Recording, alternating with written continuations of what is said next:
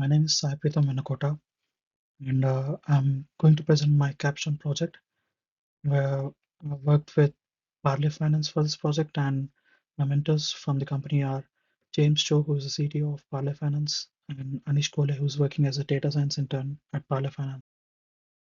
So here's our team. Dhairya Veera is our team leader, Yashwant is our team alternative leader, Chengsu, me, and Venkat Harshit are the rest of our team members. So here's how Parlay works. There's a software which is created by people at Parlay. So the small business loan applicants, the aspiring small business loan applicants, they enter all their details in the software, and there's a scoring system which calculates a score based on all the details that I've entered. These details include stuff like credit score, previous loan history, the amount of loan they currently want, and all these details are entered into the software, and then the software calculates a score and provides this score to the lenders, and then the lenders judge based on the final score provided by the system, and they judge whether to give them the loan or not. So this is how the scoring system designed by the Parlay looks like. So there are all these different types of columns where the applicant provides input. Based on this data, it provides a final score, which is either auto approved, auto decline, or whether it needs a person to manually judge whether the applicant is being declined or approved. So where we come in is we are trying to build a machine learning model which automates all this process and creates a better scoring system based on the historical data, the data that the applicant provided, and it we are aiming to reduce the manual work that's being done. We are aiming to reduce the ambiguity in the scoring system. So coming to the data that we worked on, the banks, which are the clients of Parlay, they were not ready to provide us with historical data, real historical data of applicants, because that is very sensitive and confidential data. So Parlay actually provided us with uh, synthetic data which consisted of 50 rows and 45 columns.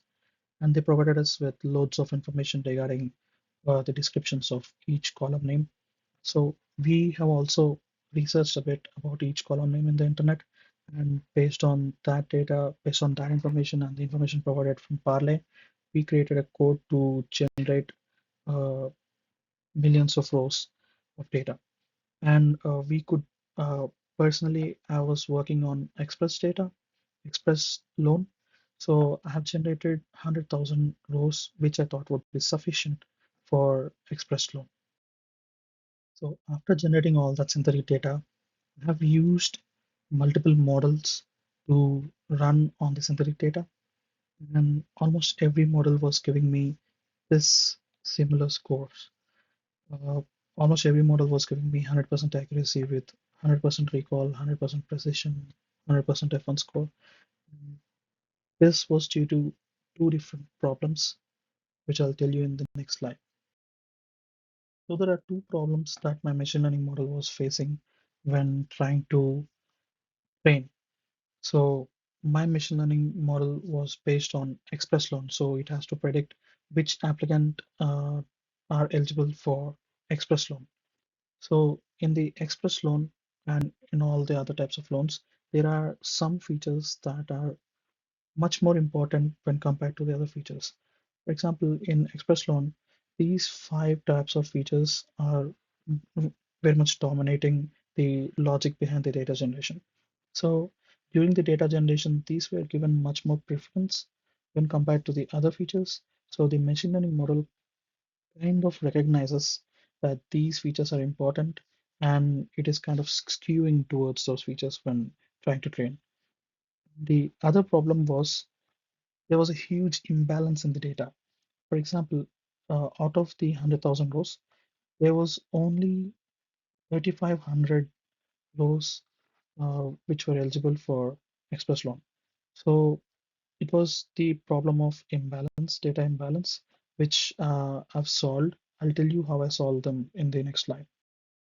So the first problem is a quick and very simple solution. I've removed the features that the model is using to reverse engineer the logic behind the synthetic data generation, and have retrained the models. So I've created a list of the columns which are overly dominating the data, and then I've dropped them. Then I've trained again, creating the X train new and the Y train new. So the solution to the problem two was actually using a technique called SMOT. SMOT means synthetic minority oversampling technique, which increases the sample size of the data. So the problem that my model was facing was there's a clear difference between the number of ones and number of zeros. So this leads to problems with recall, and to improve the recall, I have to uh, populate the data with more zeros and more ones. So it doesn't matter if the ratio is same between zeros and ones, but it only matters that the number of ones is now increased, and the method to use mode is represented in this coding snippet. So I use mode with a random state 42, then I've fit the smooth technique on the X train new and Y train new. So the testing data is similar to the one I've used before. It's just that the training data which is getting oversampled. So this is a very efficient way of training the model because it is not changing the testing data. It's just changing the number of samples in the training data by creating its own synthetic data. So coming to the model that I've actually used in this project, I've tried all the different types of models like random forest classifier, all the different types of classifiers like random forest, gradient boosting, XE boosting, light GBM, and cat boosting. But every model was giving almost similar results to 75 to 78% accuracy. And after weekly interactions with James, Anish, and one guest interaction with the company advisor, Sarah, we decided to push it a little bit further by using new techniques. So I have come upon a new technique called voting classifier. I've looked it up in the internet, and after a lot of research, I thought that this was a perfect fit for my model. So the voting classifier is an ensemble technique. It uh, so I've stored all the different types of classifiers and RF, GB, XGB, and so on. Then I've given them to the voting classifier, which assembled all these models. It took all the pros from all these models and then used those pros to generate a final prediction. Uh, and the prediction result I'll show you in the next slide. So this was the final prediction from the voting classifier model that I've used. So the accuracy was a lot better than the 100% that I was initially getting. So here's the precision and recall curve for different types of thresholds. I'm leaning towards using a zero point 0.3 threshold finally because it gives me a good recall. Uh, the class imbalance, if I've used techniques to improve the class imbalance and make same number of samples for zeros and ones, the accuracy, the precision and recall would have been much better. But after taking a look on similar types of data online, I've come to a conclusion that uh, much of the data regarding banking, especially regarding loan eligibility, there are very less ones when you compare it to zeros. So out of like 1,000 people who apply for loan eligibility, there are only 10 to 20 people who are eligible for that type of loan, especially when it comes to small business loans. So this actually, even if there's synthetic data, this actually represents what is actually going on in the real world. So I have decided to keep this imbalance in the testing data. So this is why the precision and recall curves are a bit weird.